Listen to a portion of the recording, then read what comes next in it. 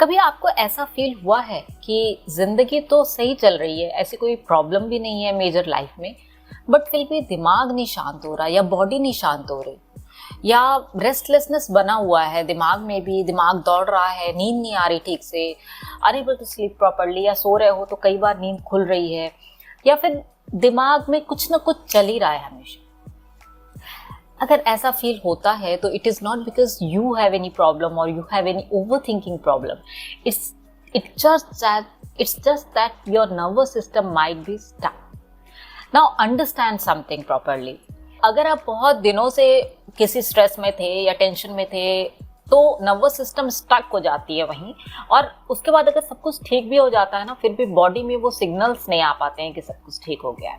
So after you understood this, understand कि कौन से सिग्नल्स ऐसे होते हैं that you can look out for, which means that your nervous system is also stuck, right.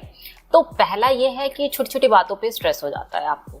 कोई भी छोटी से छोटी बात हो गई, आपका बच्चा है गिर गया, चोट भी नहीं आई है फिर भी यू आर स्ट्रेस, या फिर कहीं पहुंचना था, या फिर आपको किसी को ना बोलना है, या कुछ भी। It can be a small little thing, या आपको कोई काम कंप्लीट करना था, 4 काम कंप्लीट करने थे, just completed 3 and you are stressed out कि अभी एक काम नहीं हुआ, आराम से कल हो सकता है। So you are stressed out easily on small little thing. दूसरा, you try to calm your mind, body, काम ही नहीं हो रहा। It is always on a restlessness mode। हमेशा ऐसे लग रहा है कि क्या सोच ले, दिमाग दौड़ रहा है, क्या कर ले, क्या सोच ले, right? Third is you're not even aware and your body remains tight। ये ना मेरे साथ बहुत पहले हुआ था। I was into stress और मुझे ना पता भी नहीं लगता था, और मेरे कंधे हमेशा ऊपर रहते थे because I was in the survival mode और अलर्ट मोड, और मेरे जॉज ना बहुत टाइट होते थे।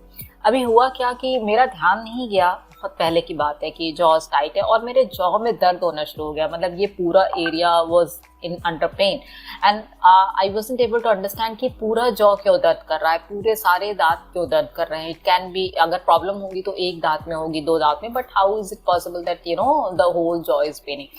And then I realise that, and then when I studied psychology and understand कि क्या हो रहा है, then I got to understand कि अच्छा I was in the stress mode and unintentionally, या even मुझे पता भी नहीं लग रहा था, और मेरे jaws टाइट थे।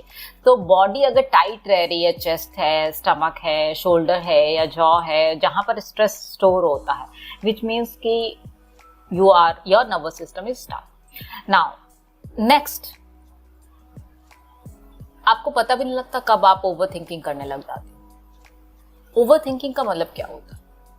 वही सेम लूप रिकॉर्ड की तरह चला जा रहा है। उसने क्या बोला, मैंने क्या बोला, उसने ऐसा क्यों बोला, मैंने ऐसा क्यों नहीं बोला, और आपको पता भी नहीं लग रहा है कि कब you are slipping into that loop. So if this is again happening, then again your nervous system might be stuck.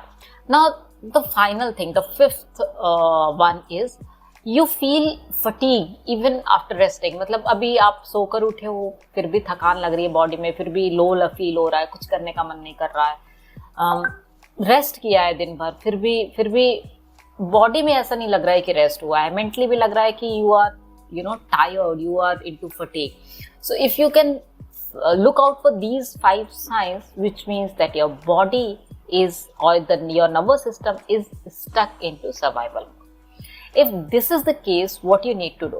The first thing is awareness, because first you need to understand कि ये हो रहा है आपके साथ and your body is stuck in the nervous system। Secondly is slow down। When I say slow down, हर चीज जल्दी जल्दी नहीं करनी है। जल्दी जल्दी खाना बना रहे हैं, जल्दी जल्दी सफाई कर रहे हैं, जल्दी जल्दी नहा रहे हैं, जल्दी जल्दी सारा काम कर रहे हैं, नो।